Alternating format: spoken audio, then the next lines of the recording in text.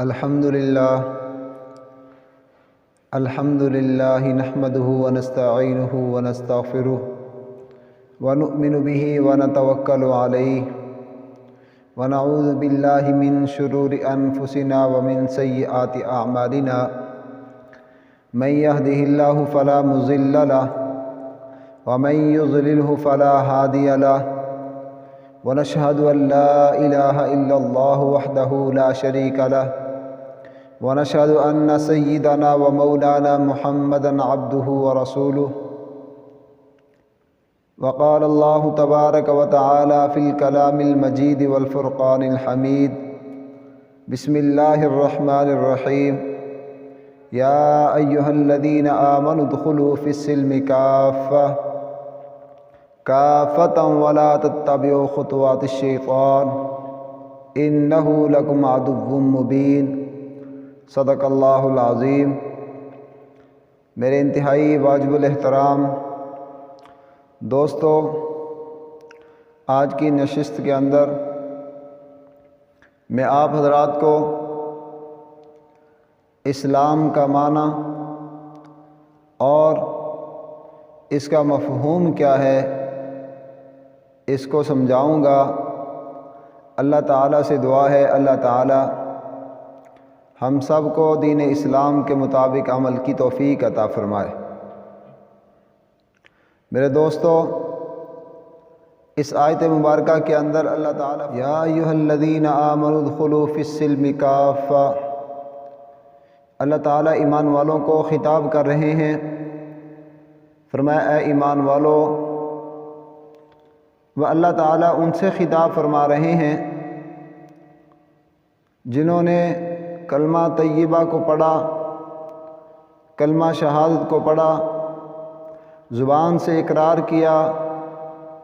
اور دل سے تصدیق کی،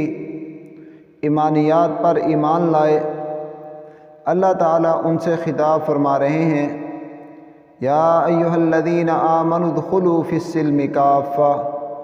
فرمایا اے ایمان والو اسلام کے اندر پورے کے پورے داخل ہو جاؤ۔ اب اس آیت کے ضمن میں یہ بات سمجھنا ضروری ہے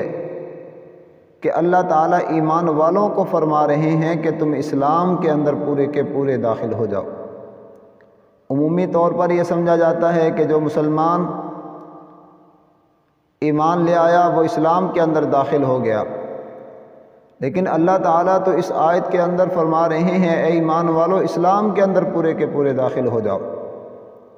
تو آج کی نشست میں ہم نے یہی سمجھنا ہے کہ ایمان والے اسلام کے اندر کیسے داخل ہوتے ہیں۔ میرے دوستو، لفظ جو اسلام ہے یہ عربی زبان کا لفظ ہے، اور اسلام کا معنی یہ ہے کہ اپنے آپ کو کسی کے سامنے جھکا دینا، اپنے آپ کو بڑی طاقت کے سامنے سرخم تسلیم کر لینا، اپنے آپ کو کسی کے حکم کا تابع بنا دینا اسلام کہلاتا ہے۔ تو یہی جو لفظ اسلام ہے یہ سورۃ الصافات کے اندر حضرت ابراہیم علیہ السلام کا واقعہ ہے۔ اللہ تعالیٰ نے اس کے اندر بھی بیان فرمایا کہ ابراہیم علیہ السلام نے جب خواب کے اندر دیکھا کہ میں اپنے بیٹے کو ذبح کر رہا ہوں، اور پھر اس کا ذکر اپنے بیٹے کے سامنے کیا، انی اری فی المنام انی اذبحک فانظر ماذا تری، کہا بیٹے میں نے خواب کے اندر دیکھا ہے کہ میں تجھے ذبح کر رہا ہوں، فانظر ماذا تری، تیری کیا رائے ہے اس بارے میں۔ یہ جو ابراہیم علیہ السلام نے اسماعیل سے پوچھا ہے یہ اس وجہ سے نہیں پوچھا کہ ان کے دل میں نعوذ باللہ تردد تھا، بلکہ اس لیے پوچھا کہ بیٹے کا بھی امتحان ہو جائے۔ میرے دوستو، جب ابراہیم علیہ السلام نے اپنے اس خواب کا تذکرہ اسماعیل علیہ السلام کے سامنے کیا تو حضرت اسماعیل علیہ السلام نے کہا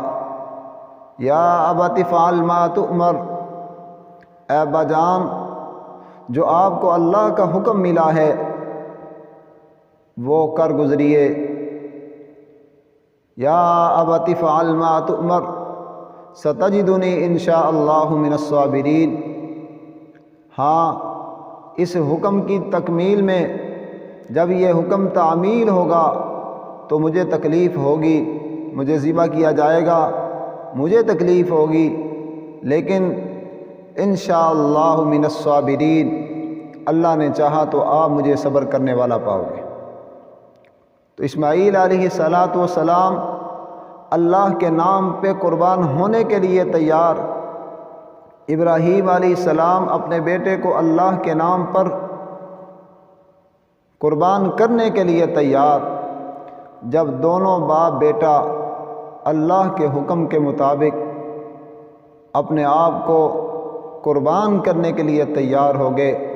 فلما اسلما، قرآن اسلام کا لفظ بیان کرتا ہے، فلما اسلما وتلہ للجبین، فلما اسلما،